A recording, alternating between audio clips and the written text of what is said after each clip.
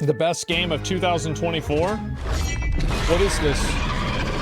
In 2024, we saw a game where soldiers dove headfirst into alien planets to defend Earth, Princess Zelda led her very own legend, a little robot overcame impossible odds to rescue PlayStation's greatest characters, and a game of poker unlike anything else. There can be arguments for why any number of our best game of 2024 nominees could take home the crown. A stark contrast from last year where Baldur's Gate 3 and The Legend of Zelda Tears of the Kingdom were locked-in favorites. Yeah. The breadth of games on display, from Black Myth Wukong to Final Fantasy VII Rebirth, means picking this year's winner was harder than usual. But ultimately, there was one clear winner. Here's IGN's best game of 2024. All right, let's see it. Here we go. Here we go. Dragon Age the Veilguard. Before we get to the overall Infinity winner, let's Nikki, look back at some of the other games from this year that deserve your recognition, starting with our honorable mentions. Yep. These nominees were much loved by IGN's editorial team, but didn't get as many votes as our winner and runners-up. That said, they deserve your attention nonetheless. Okay. Rise of the Golden Idol. The mystery is afoot in the sequel to 2022's delightful point-and-click game, The Case of the Golden Idol. Yeah. Set 200 years after the events of the first game, Rise of the Golden Idol returns with more devilishly clever puzzles where you solve various crimes that begin to combine into one grand mystery. Go experience the world. Okay. Find your strength.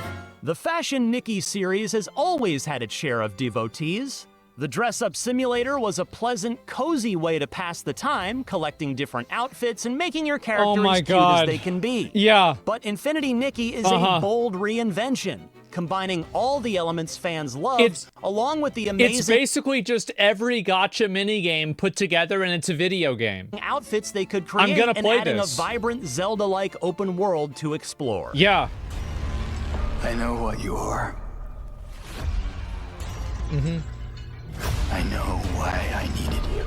There were doubts as to whether Bloober Team could faithfully remake one of the most beloved horror games of all time. Even Bloober admitted as much, citing the mixed reception some of their previous horror games have received. But the determination to do right by the source material paid off, as Silent Hill 2 delivers one of the scariest and best gaming experiences of the year. Faithful to everything that made the original great while updating the rusty, aging bits beautifully, Silent Hill 2 embodies everything that's great about the original and then some. Yeah, I think a lot of people really like that one. I will fulfill my destiny and save the kingdom. The Prince of Persia, one of gaming's forgotten greats, finally got a new game worthy of the Prince's title. This 2.5D Metroidvania delivers one of the most exhilarating revivals of any franchise in recent memory, and with its tight controls, excellent action, and swashbuckling storytelling, this is the best Prince of Persia game since Sands of Time. It was a good game. Black Myth Wukong captivated audiences ever since its Wait, so you're telling me that Black Myth Wukong didn't even get into the running for Game of the Year? So it's not only... Are you kidding me? It's not even in the running? These are the honorable mentions?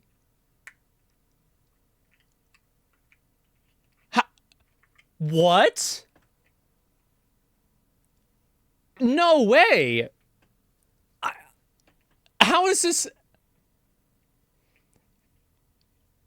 This is amazing. How can this happen?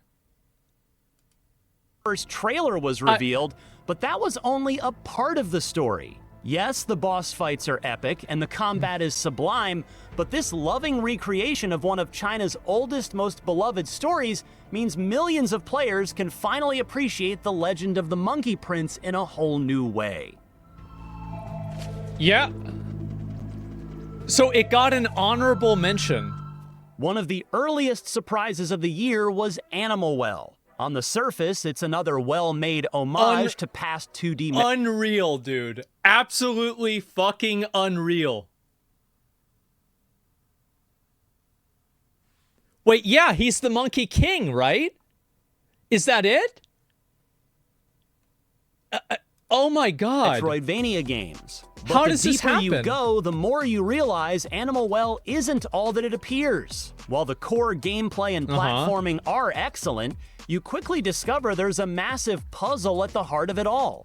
I So hated take that out piece your of shit. notebook and get ready to put your brain to work to uncover the truth behind Animal Well. Wait, so no, what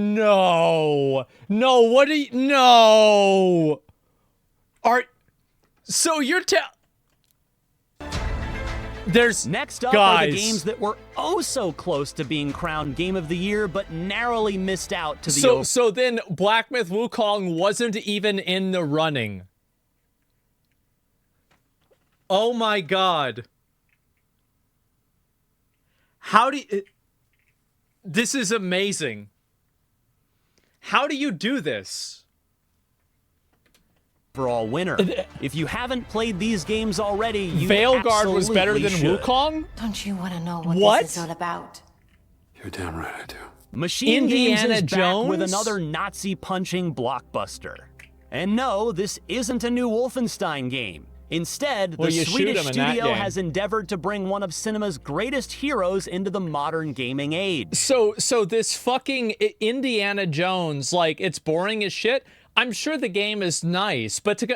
What the Indiana Jones and Look the at Great this. Circle is essentially a This is not Game of the Year category. Are you crazy? truly great Indiana Jones movie brought to life. Legend says that the Great Circle does have some power, something about its geometry, a deeper force that connects these sites. And by great, we mean up there with the original trilogy. Buoyed by Troy Baker's frankly insane portrayal of Harrison Ford's iconic archaeologist, Patron of the fallen angels, protector of the Circulimani. The Great Circle feels like a dream come true for anyone who grew up enraptured by movies like The Last Crusade and Raiders of the Lost Ark. Indy was never a shoot-'em-up hero. Instead, he used his brains as well as his brawns to solve ancient riddles and punch out bad guys. And that's something Machine Games has wonderfully adapted here. Whether it's exploring the ancient catacombs of the Vatican or sneaking up on fascists and bonking them over the head, the Great Circle literally puts you in the dirt-caked shoes of Indiana Jones, and it turns out it's every bit as fun and exciting as we imagined. Beat out by Are you fucking kidding me? Oh my god. Are you fucking kidding? This is, guys. Guys. Why is it called The Legend of Zelda if it stars Link? Is a question most have asked at one point in their life. Well, ask no more, as Echoes of Wisdom puts Zelda in charge of her own legend in this new top-down adventure game. Visually similar to the 2019 remake of The Legend of Zelda Link's Awakening, Echoes of Wisdom is very much a true Zelda game, complete with the classic puzzles and dungeons the series is known for. It's clearly learned from more recent games in the series too.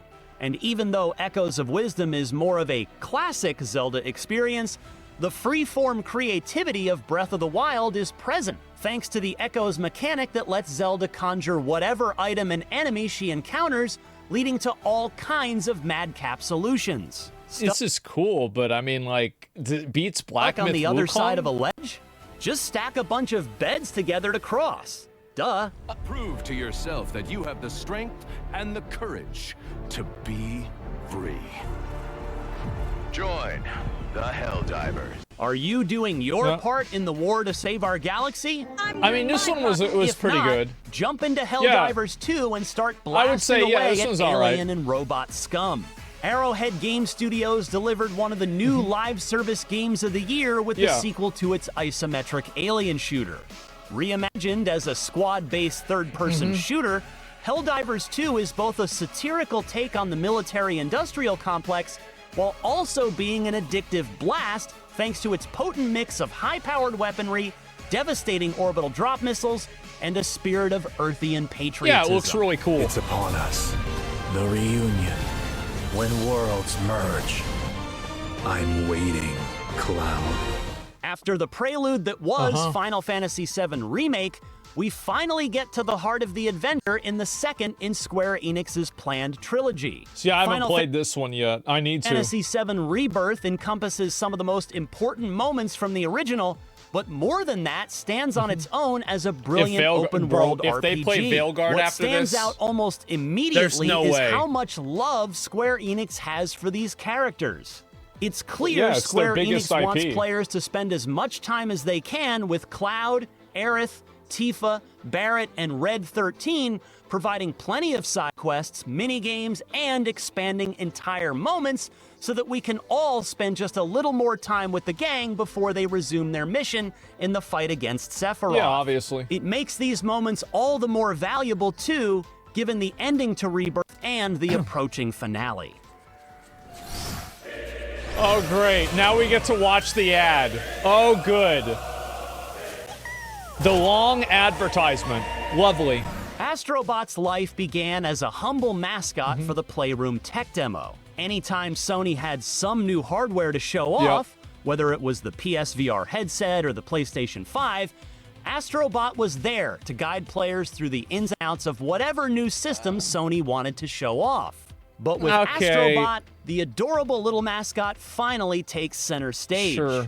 This colorful, vibrant 3D platformer isn't just a showcase for the PS5's powerful GPU and fast SSD. It's an ad. Because between the unbridled level of creativity in each level and the controller-stressing difficulty of some of the harder challenge runs, Astrobot is pure delight and wonderment. Every ability Astrobot plays around with, from inflating into a balloon... To be fair, it is. The game is good. It's good. It's a good game. It's a great game, even. You struggle, don't lie. Except being an idiot. ...or punching enemies with bungee fists, never fails to amuse even the most hardened gamer. We don't say this lightly, but PlayStation might have just found its answer to Nintendo's Mario. They did. To ancient elven gods.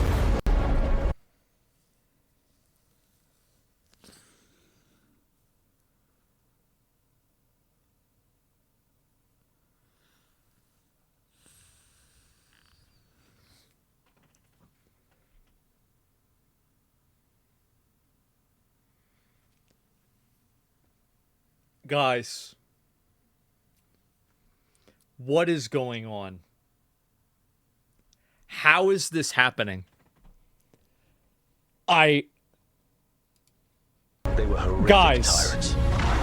This is... The worst is still coming. After a brief interlude into the live service genre with games like Anthem, and a perhaps ill-advised attempt to rush out another Mass Effect game with Mass Effect Andromeda, BioWare has gone back to what it knows best. A good old-fashioned dungeon-crawling RPG full of delightful characters, witty dialogue, and the... How do you do this? Are you kidding me? This is one of the runner-ups? Oh my god. Chance to create a character who looks and talks exactly the way you want them to. A damn good-looking hero, if I do say so. But while No, it doesn't. You click the option to say something, and then the character doesn't even say what the option says. That's not even... It's not even true. Where may have opted for a back-to-basics approach to storytelling, there is one area of major improvement. What is it? Combat. It's not unfair to say this is the best a BioWare game has ever played, from its sword and sorcery combat to even the way you traverse the myriad of dungeons and mystical locales. While we're only one game into the BioWare renaissance, all eyes are back on the storied studio.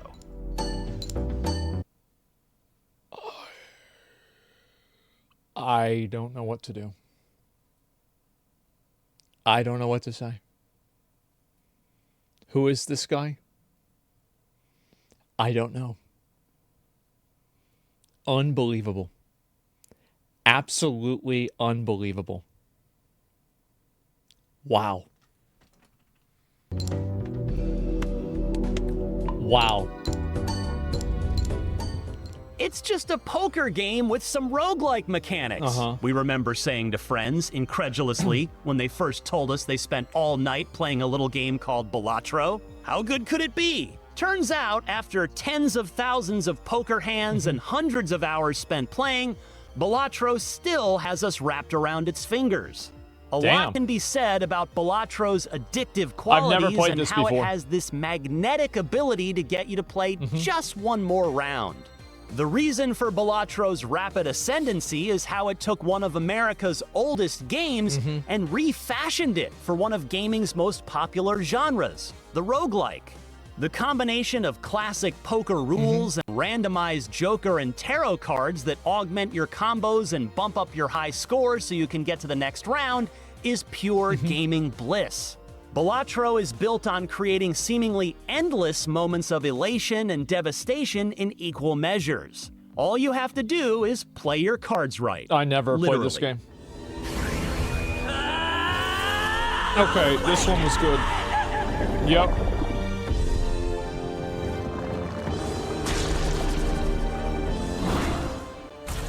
For years, Atlus's cult RPG series Persona went from being a cool underground RPG series from Japan to one of the biggest franchises in modern gaming. But with Metaphor ReFantazio, it's clear the developers behind Persona were seeking to push themselves to new heights. Trading in the modern-day Japanese high school setting for a pure fantasy world. Thank fucking God. Yeah, that's why I played this one. Thank God. Oh.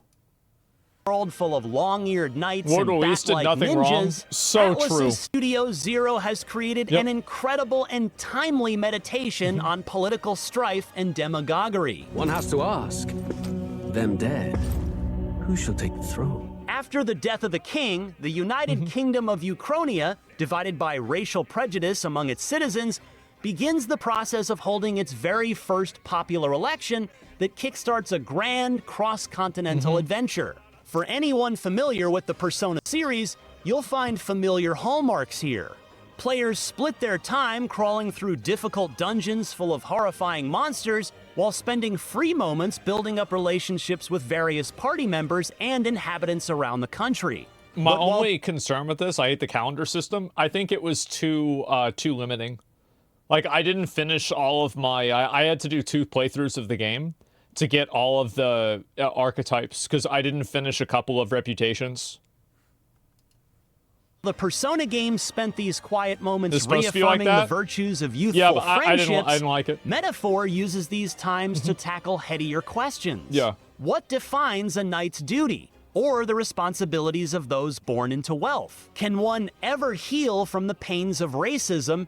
And is religious tolerance a foolhardy endeavor? These aren't easy questions to address, but are asked plainly throughout Metaphor's 70-hour playtime. That's a long time. While Studio Zero refrains from giving clear-cut answers to these questions, it See, that's the reason why it's good. That's the difference that Western and Eastern developers have, is that Eastern developers give you something to think about, and Western developers tell you what to think. I think that's the big problem. There's so many of them that they present it in such a one-dimensional way. Ed acknowledges the virtues of empathy, kindness, and strength in the face of overwhelming fear and hatred that can take root in an uncertain world where leaders promise salvation in exchange for unwavering loyalty. Wrap these philosophical musings in a stylish turn-based RPG that looks and feels stupendous, complete with beautiful character designs from artist Shigenori Soejima and music from Shoji Meguro, and you'll quickly understand why Metaphor ReFantazio is IGN's pick for best game of 2024. I think this is an acceptable choice, but after the fact that they didn't even give Black Myth Wukong a runner-up, totally fucking rigged. Absolutely. Hero. Trust me. Why'd they pick this scene? I don't know. So congratulations to Metaphor ReFantazio and Studio Zero, and also to all of our other winners and runner-ups in 2024's IGN Awards. Be sure to check out our full list of award winners for Best Film, TV Show, and more, and we'll see you again in 2025 for even more gaming goodness.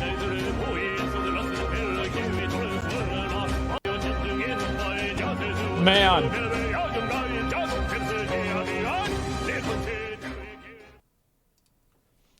Man, no Concord? Yeah, I don't know what to say. And what is this? Veilguard over Wukong crazy work right there? I think it's so fucking rigged. I don't even know what to say about this. Yeah, it's nuts. Black Myth Lost, Astro God. Look, I don't see how you can make this your top list, right? I don't.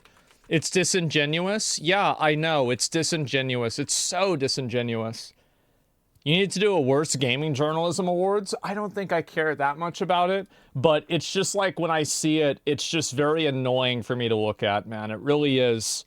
And yeah, the retarded activists, they are. It's like, how do you put that on there? Don't know about Wukong, but as a fan of Dragon Age franchise, someone took 100 hours into Veilguard. It doesn't belong in the runner-up. Yeah, I mean, I'd say, like, if you like the game, that's great. But, man, I can't see it being a winner, you know?